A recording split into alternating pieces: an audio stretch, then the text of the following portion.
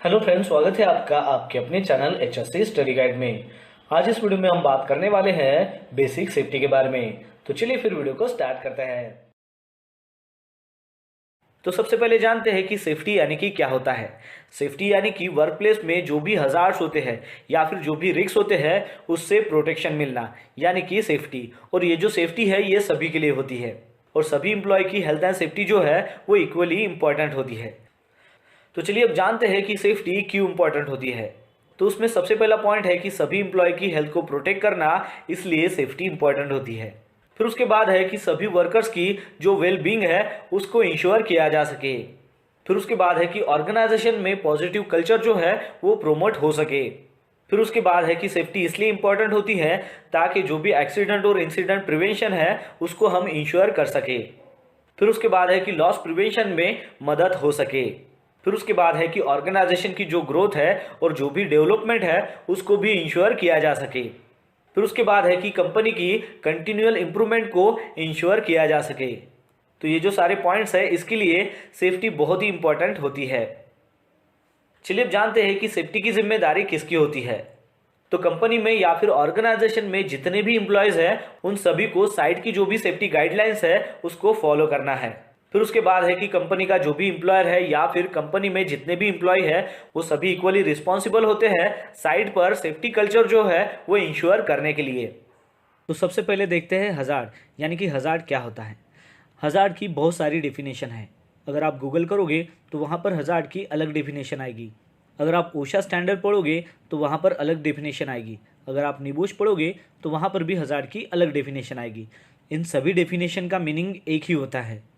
तो चलिए देखते हैं हजार्ड की डेफिनेशन क्या है। तो हजार्ड यानी कि क्या होता है।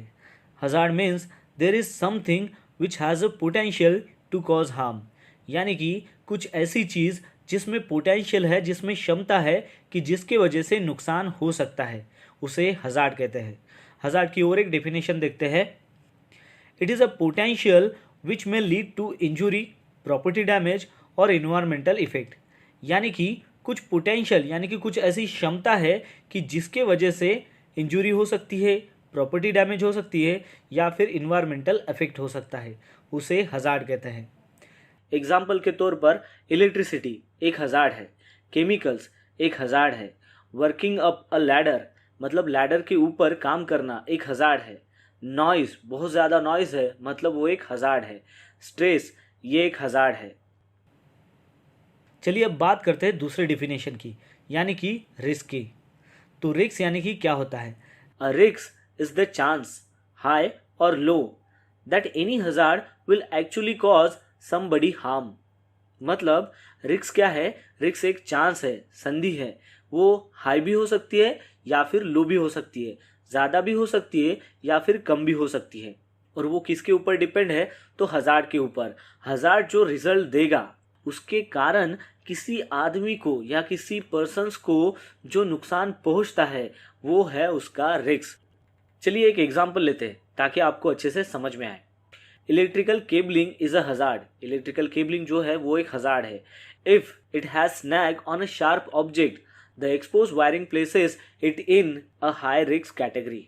मतलब इलेक्ट्रिकल केबलिंग एक हजार्ड है, उसमें अगर मान लो कोई अगर शार्प ऑब्जेक्ट से अगर मान लो थोड़ा सा अगर स्नैग हो गया या कट गया, ठीक है, तो क्या होगा कि पूरा जो इलेक्ट्रिकल वायरिंग है वो क्या होगी, एक्सपोज हो जाएगी। एक्सपोज हो गई तो मतलब वो हाई रिस्क है, मतलब वो अगर कोई भी अगर उसको टच करेगा तो इलेक्ट्रिकल शॉक लगने के ज़्यादा चांस होते हैं। तो इसकी वजह से इसकी जो रिस्क है वो हाई है। तो सबसे पहले जानते हैं कि अनसेफ एक्ट यानी कि होता क्या है। तो अनसेफ एक्ट की डेफिनेशन कुछ इस प्रकार है कि कोई भी अनसेफ एक्टिविटीज़ जो पर्सन्स के द्वारा की जाती है कि जिसकी वजह से एक्सीडेंट हो सकता है या फिर एक्सीडेंट में होने वाली जो भी रिस्क है वो ज़्यादा हो सकती है, उसे अनसेफ एक्ट कहते हैं। तो आपको समझ में आ गया होगा कि अनसेफ एक्ट यानी कि क्या होता है। यानी कि कोई भी पर्सन किसी अनसेफ एक्टिविटी को करता है और उस एक्टिविटी के दौरान उसकी वजह से होने वाला जो भी रिजल्ट है वो हो सकता है कि उसकी वजह से एक्सीडेंट हो या फिर एक्सीडेंट में होने वाली जो भी रिस्क है वो ज़्यादा हो सकती है, उसे अनसेफ एक्ट कहते हैं। चलिए अब देखते हैं कि इसके एग्जाम्पल क्या है ताकि आपको समझने में आसानी हो। तो सबसे पहला एग्जाम्पल है फेलर टू वेयर पीपी, यानी कि जो प्रॉपर पीपी है उसको पहनने में फेल होना। फिर उसके बाद है अनसेफ ड्राइविंग, यानी कि ड्राइविंग जो है वो सही तरीके से नहीं करना।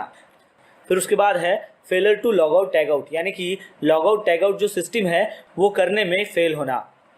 फिर उसके बाद है बाईपास और रिमूवल ऑफ सेफ्टी डिवाइसेस, यानी कि जो भी सेफ्टी डिवाइसेस है उसको बाईपास करना या फिर रिमूव करना, वो भी अनसेफ एक्ट है।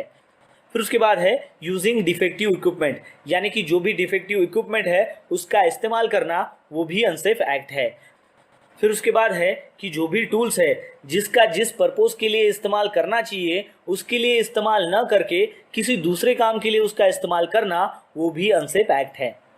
फिर उसके बाद है कि जो भी मशीन फॉल्टी है उसको ऑपरेट करना, वो भी अनसेफ एक्ट है। फिर उसके बाद है कि जो भी पर्सन मशीन को ऑपरेट कर रहा है लेकिन उसके पास उसकी कॉम्पिटेंसी या फिर उसके बारे में कोई भी ट्रेनिंग प्रोग्राम न हो, तो वो भी अनसेफ एक्ट है। फिर उसके बाद है कि जो भी सेफ्टी प्रैक्टिसेस है उसके बारे में लैक ऑफ अवेयरनेस होना, जैसे कि मशीन को ऑपरेट करते समय उसका जो सेफ्टी गार्ड है उसको रिमूव करना, तो वो भी अनसेफ एक्ट है। और फिर उसके बाद है हॉर्स प्ले, यानी कि साइड पर की गई कोई भी मजाक मस्ती जिसकी वजह से एक्सीडेंट हो सकता है। तो ये जो सारे एग्जाम्पल है ये अनसेफ एक्ट के एग्जाम्पल है। तो आपको यहाँ पर अच्छे से समझ में आ गया होगा कि अनसेफ एक्ट यानी कि क्या होता है। चलिए बात करते हैं कि अनसेफ कंडीशंस यानी कि क्या होता है। तो सबसे पहले देखते हैं कि अनसेफ कंडीशंस की डेफिनेशन क्या है। अनसेफ कंडीशंस यानी कि कोई भी ऐसी कंडीशंस या फिर ऐसे सिचुएशंस, जैसे कि इलेक्ट्रिकल कंडीशंस हो सकती है या फिर वैसी सिचुएशन हो सकती है, बायोलॉजिकल कंडीशंस हो सकती है, फिजिकल कंडीशंस हो सकती है, मैकेनिकल कंडीशंस हो सकती है या फिर इन्वायरमेंटल कंडीशन या फिर सिचुएशन हो सकती है। तो ऐसे कोई भी कंडीशंस हो या फिर सिचुएशंस हो कि जिसकी वजह से एक्सीडेंट में होने वाली जो भी रिस्क है वो बढ़ सकती है, उसे अनसेफ कंडीशन कहते हैं। तो आपको समझ में आ गया होगा कि अनसेफ कंडीशंस यानी कि क्या होता है। यानी कि ऐसी कोई भी कंडीशंस हो सकती है या फिर सिचुएशंस हो सकती है कि जिसकी वजह से एक्सीडेंट हो सकता है या फिर एक्सीडेंट में होने वाली जो भी रिस्क है वो ज़्यादा हो सकती है, उसे अनसेफ कंडीशंस कहते हैं। चलिए और एक उसकी डेफिनेशन को समझते हैं। वर्क प्लेस में जब भी आप काम कर रहे हो तो उस वर्क प्लेस में जो भी कंडीशंस है कि जिसकी वजह से प्रॉपर्टी डैमेज या फिर इंजरी हो सकती है, तो उसको अनसेफ कंडीशंस कहते हैं। चलिए कुछ एग्जांपल लेते हैं ताकि आपको अच्छे से समझ में आए। तो सबसे पहला एग्जांपल है डैमेज इलेक्ट्रिकल वायर्स, यानी कि जो भी इलेक्ट्रिकल वायर है वो अगर डैमेज कंडीशंस में है तो उसको अनसेफ कंडीशन कहते हैं।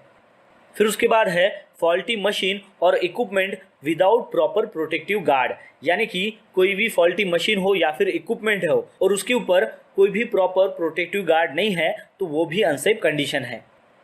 फिर उसके बाद है ऑयल और जो केमिकल्स है वो स्पिलेज होना, तो वो भी अनसेफ कंडीशन है। फिर उसके बाद है कि जो भी सरफेस है वो अगर मान लीजिए कि स्लिपरी है या फिर अनस्टेडी है, तो वो भी अनसेफ कंडीशन है। फिर उसके बाद है कि लाइट्स की कमी होना या फिर वो सही तरीके से न होना या फिर बहुत ज़्यादा लाइट होना, तो वो भी अनसेफ कंडीशन है। फिर उसके बाद है कि जहाँ पर भी आप काम कर रहे हो वहाँ पर फायर और एक्सप्लोजन के अगर हज़ार्ड मौजूद है तो वो भी अनसेफ कंडीशंस में आते हैं। फिर उसके बाद है पुअर हाउसकीपिंग, वो भी एक अनसेफ कंडीशन है। फिर उसके बाद है एक्सेसिव नॉइज़, यानी कि बहुत ज़्यादा नॉइज़ होना, वो भी अनसेफ कंडीशन है। फिर उसके बाद है पुअर वेंटिलेशन, यानी कि वहाँ पर वेंटिलेशन जो है वो प्रॉपर नहीं होना या फिर उसमें कमी होना, तो वो भी अनसेफ कंडीशन है। तो ये जो सारे एग्जाम्पल है ये अनसेफ कंडीशंस के एग्जाम्पल है। तो ये सारे एग्जाम्पल देखने के बाद आपको समझ में आ गया होगा कि अनसेफ कंडीशंस यानी कि होता क्या है और किस कंडीशंस को या फिर सिचुएशंस को हम अनसेफ कंडीशन कह सकते हैं। चलिए अब जानते हैं कि इंसिडेंट यानी कि क्या होता है। इंसिडेंट यानी कि वर्क रिलेटेड कोई भी घटना होना जिसमें इंजरी हो सकती है या फिर इल हेल्थ हो सकती है या फिर फैटेलिटी भी हो सकती है या फिर उसमें ये पोटेंशियल थी कि ये सब हो सकता था, उसी को इंसिडेंट कहते हैं। चलिए अब जानते हैं एक्सीडेंट के बारे में।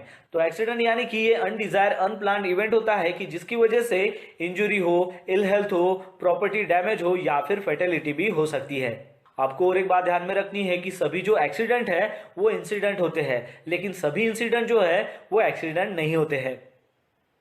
चलिए अब जानते हैं पोटेंशियल इंसिडेंट्स के बारे में। पोटेंशियल इंसिडेंट्स यानी कि अनसेफ प्रैक्टिसेस होते हैं या फिर ऐसे हजार्डस सिचुएशंस होते हैं कि जिसका जो रिजल्ट है वो इंसिडेंट में हो सकता था, लेकिन यहाँ पर इंसिडेंट होता नहीं है। मतलब यहाँ पर इंसिडेंट होने वाली जो पोटेंशियल्स है ये इसमें होती है।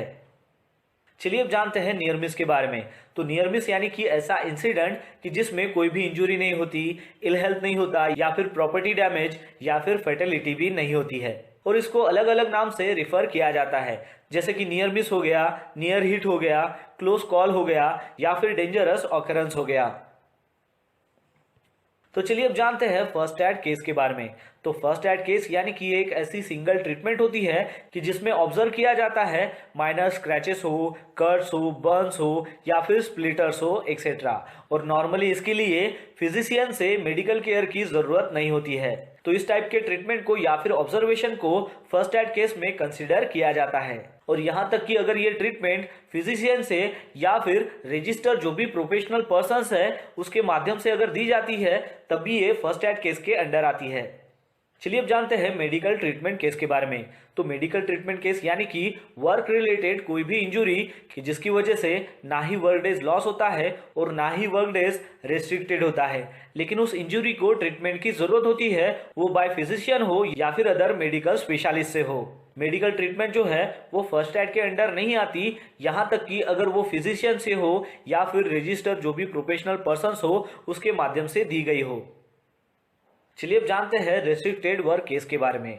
तो रेस्ट्रिक्टेड वर्क केस यानी कि वर्क रिलेटेड कोई भी इंजुरी कि जिसकी वजह से जो इंज्योर पर्सन है वो टेम्पररी अपना जो काम है वो नहीं कर सकता, लेकिन उसके नॉर्मल वर्क का जो काम है वो उस दिन कुछ घंटों के बाद या फिर दूसरे दिन आकर कर सकता है, उसे रेस्ट्रिक्टेड वर्क केस में कंसिडर किया जाता है।